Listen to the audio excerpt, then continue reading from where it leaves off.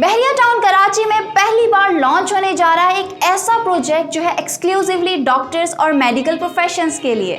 जानना चाहते हैं? आज ही हमसे राब्ता करें। अस्सलाम वालेकुम नाजरीन, मैं हूं आपकी मेज़बान अरूबा हासिम और आप देख रहे हैं रेड बॉक्स टीवी। इस वक्त हम मौजूद हैं पाकिस्तान प्रॉपर्टी लीडर्स के ऑफिस में, जो कि 2 साल से बहरिया टाउन की रियल एस्टेट मार्केट को सर्व कर रहे हैं और रियल एस्टेट की अच्छी खासी नॉलेज रखते हैं। तो चलिए इस प्लेटफॉर्म के हवाले से मज़ीद डिटेल्स जानते हैं Rana Mohammad Asim, team leader of Pakistan property leaders से। अस्सलाम वालेकुम मिस्टर आसिम, कैसे हैं आप? वालेकुम अस्सलाम, अल्लाह का शुक्र, ज़बरदस्त।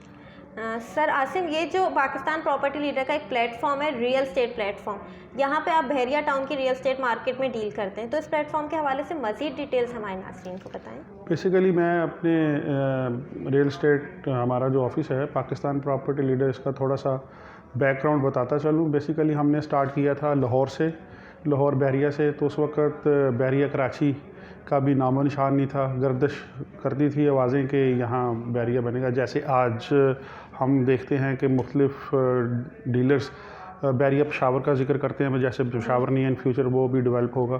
तो 2014 में हमने यहाँ पे बहरिया ने स्टार्ट किया, तो साथ ही हमने अपना यहाँ ऑफिस स्टार्ट किया और अल्हम्दुलिल्लाह हम 2014 से बहरिया कराची को सर्व कर रहे हैं, अपने क्लाइंट्स को सर्व कर रहे हैं। और बहुत ज़्यादा हमारे क्लाइंट्स हैं जो पाकिस्तान प्रॉपर्टी लीडर्स की खिदमत से सुरखरू होते हैं।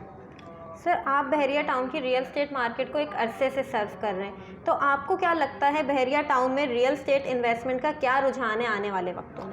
देखिए, इसको मैं ये क्वेश्चन हर क्लाइंट करता है। मोस्टली ये क्वेश्चन ओवरसीज़ क्लाइंट करते हैं जिन्होंने 2014 में यहाँ इन्वेस्टमेंट की थी और उसके बाद अभी तक वो पाकिस्तान ही नहीं आए। तो उनको मुख्तलिफ़ तरह की न्यूज़ मिल रही होती हैं और पॉजिटिव भी होती है, नेगेटिव भी होती है। वो हमसे ये क्वेश्चन करते हैं, तो मैं उनको बहरिया टाउन कराची 2014 से अब तक का सफ़र 2 पोर्शंस में मैं उन्हें बताता हूँ कि 2014 से जब बहरिया यहाँ पे स्टार्ट हुआ तो 2019 तक 5 साल कंप्लीट किए अल्हम्दुलिल्लाह। और ये पहला 5 साल का जो फेज़ था ये रेजिडेंशियल फेज़ था। इसमें बहरिया ने प्लाट्स की कटिंग की 125 स्क्वायर यार्ड से लेके 2000 स्क्वायर यार्ड तक, फिर फार्म हाउस, फिर 2 बेड, 3 बेड एंड 4 बेड, और फिर 125 स्क्वायर यार्ड के विला से लेके 500 स्क्वायर यार्ड के विला। यानी कि टोटल जो बहरिया ने क्लाइंट के सामने अपनी जो प्रोडक्ट रखी वो रेजिडेंशियल के हवाले से थी। तो लोगों के पास यही रेजिडेंशियल ऑप्शन थे। लोगों ने बहुत ज़्यादा इन्वेस्ट किया और लोगों ने इन्वेस्ट करके यहाँ लाखों रुपए कमाए भी और ख़ुद भी डेवलप हुए और लाखपति जिसे हम कहते हैं वो बने। फिर एक 2020 एक ऐसा साल आया, मैं इसे इनकलाब का साल समझता हूँ कि जहाँ से बहरिया की समझ लें कि बूम स्टार्ट हुआ और ये अल्हम्दुलिल्लाह फॉरएवर तक जाएगा। ये एक फ़ेज़ स्टार्ट हुआ जिसे हम कमर्शियल फ़ेज़ बोलते हैं। इससे पहले ऐसी कोई चीज़ बहरिया में नहीं थी, शॉप्स नहीं थी, कमर्शियल शॉप्स नहीं थी, ऑफिस नहीं थे, 1 2 3 4 5 बेड अपार्टमेंट नहीं थे जो लोगों की ज़रूरियात पूरी करते। लिमिटेड चीज़ें थी और उसी को लोग बार बार रोटेशन करते थे, सेल परचेज़ करते थे, वही बार बार रोटेशन में चीज़ें आती थी और वही हमारे पास चीज़ें लिमिटेड थी। तो ज़रूरत भी थी क्योंकि यहाँ पे आबादी बहुत ज़्यादा, फैमिलीज़ आनी शुरू हो गई थी और रहना शुरू हो गई। सब उनको सारी बात है कि जब यहाँ पे लोग पॉपुलेशन होती है तो उनको ज़रूरत ज़िंदगी के लिए वो चाहिए होती सारी चीज़ें। तो वो सच ऐसी नहीं थी। तो बहुत ज़्यादा ज़रूरत थी कि कमर्शियल शॉप्स ओपन हों, ऑफिस ओपन हों, बाहर के लोग कराची से यहाँ पे अपना बिज़नेस डेवलप करें और यहाँ पे रेंट पे रहें। तो इस चीज़ को देखते हुए बहरिया ने एक नए दौर का आगाज़ किया। मैं इसे एक नया फ़ेज़ बोलता हूँ, कमर्शियल फ़ेज़। और 2000 के स्टार्ट से मार्च से यहाँ पे हाई राइज बिल्डिंग बनाने का आगाज़ स्टार्ट हुआ। उसमें बहुत सारे डेवलपर्स ने तबाह आजमाई की, बहुत सारे कामयाब भी हुए अल्हम्दुलिल्लाह। और यहाँ बहुत सारे, हम जिस ऑफिस में बैठे हैं ये भी अल्हम्दुलिल्लाह 3 साल पहले स्टार्ट हुआ था। आज अल्हम्दुलिल्लाह यहाँ पे रेंट पे हमें कोई ऑफिस नहीं मिलता। और लोगों की बड़ी तादाद अब भी हमसे पूछती है कि हमें कमर्शियल लेके दें, हमें अपना बिज़नेस स्टार्ट करना है। तो वो उस चीज़ को मद्देनज़र रखते हुए अब तकरीबन अगर हम काउंट करें तो तकरीबन 45 से 50 project commercial at a time अभी चल रहे हैं, जो 2 से 4 साल की कलील मुद्दत में कंप्लीट हो जाएंगे और कराची की आवाम की ज़रूरियात पूरी करेंगे। सर, तो अगर मैं कमर्शियल इन्वेस्टमेंट के हवाले से आपसे एक सवाल करूं कि अगर किसी इन्वेस्टर को कमर्शियल इन्वेस्टमेंट करनी हो तो आप उसको क्या रिकमेंड करेंगे कि बहरिया टाउन की कौन सी लोकेशन पे एक ideal investment, commercial investment ideal होगी उसके लिए? देखिए, हम ये क्वेश्चन जब किसी डीलर से पूछा जाता है तो मोस्टली कॉमन जवाब यही होता है कि आप जिना एवेन्यू के ऊपर इन्वेस्ट करें, क्योंकि बहरिया में एक ट्रेंड सेट हो चुका है कि जो आपकी प्रॉपर्टी मेन इंटरेस्ट से करीब होगी वो आपको इन फ्यूचर, तो बहुत दूर की बात, प्रेजेंटली भी ज़्यादा फ़ायदा देगी और इन फ्यूचर आपको वो रेंटेड इनकम भी ज़्यादा देगी।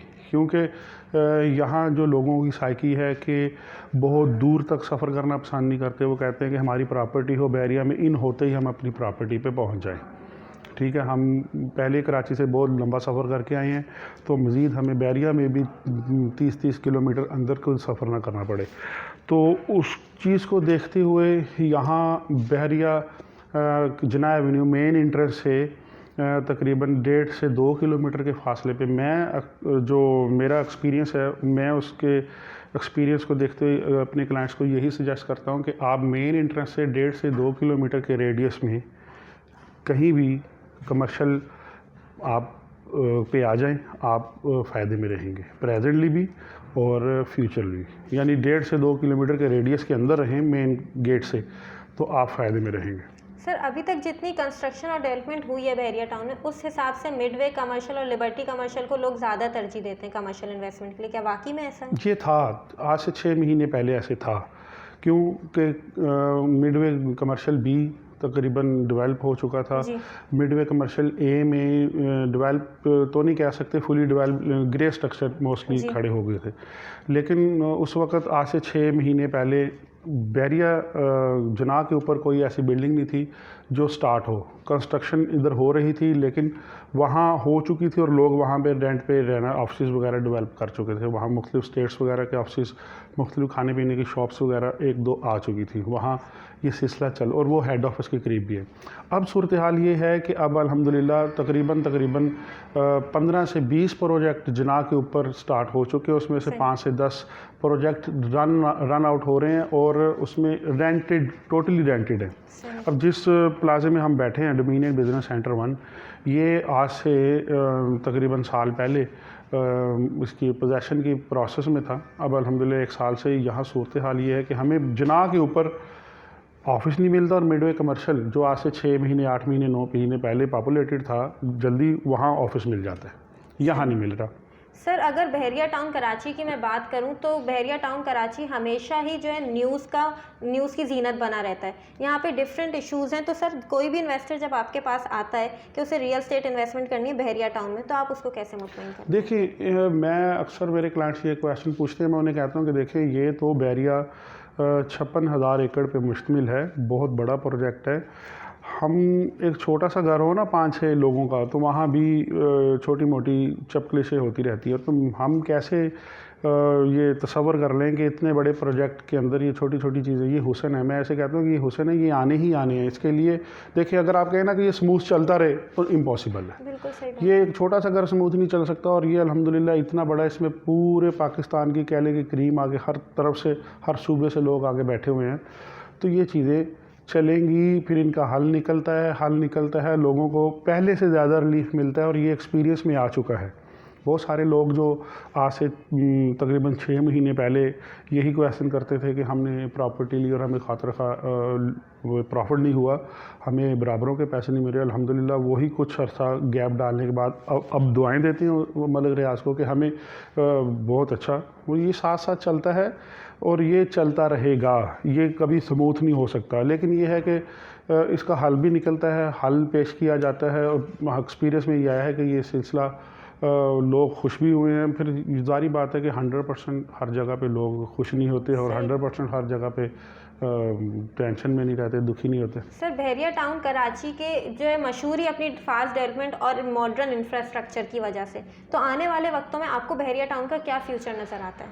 मैं आने वाले वक्तों में 5 साल में बहरिया में एक इंकलाब देख रहा हूँ कि यहाँ इतनी ज़्यादा फैमिलीज़ नहीं होंगी जितनी ज़्यादा यहाँ पे कमर्शियल शॉप्स डेवलप हो जाएंगी। लास्ट टाइम मेरा एक विज़िट था, 2 महीने में बहरिया इस्लामाबाद फ़ेज़ 7 में रह के आया हूँ। हमारा वहाँ एक प्रोजेक्ट चल रहा था, तो मैंने वहाँ दुनिया का हर ब्रांड देखा जो मैंने अपनी ज़िंदगी में नहीं देखा था। वहाँ मैंने पढ़ा, देखा, और वही चीज़ मैं अब तकरीबन अगले 5 साल में बहरिया टाउन कराची में देखने जा रहा हूँ।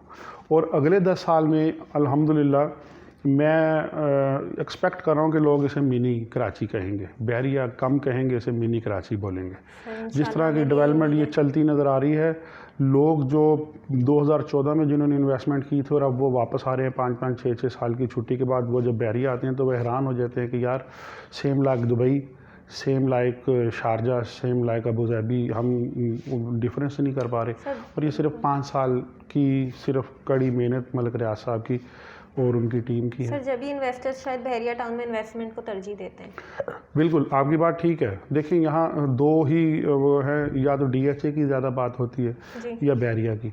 अगर आप रेशो निकालें तो लोग फर्स्ट प्रेफरेंस पे बहरिया टाउन, हालांकि आपने ही कहा कि यहाँ बहुत ज़्यादा तनाज़ात हैं, तनाज़ात के बावजूद लोग यहाँ इन्वेस्टमेंट को तरजीह देते और कर रहे हैं। सही। बहुत बहुत शुक्रिया मिस्टर राना, हमें अपनी कीमती राय से आगाह करने के लिए।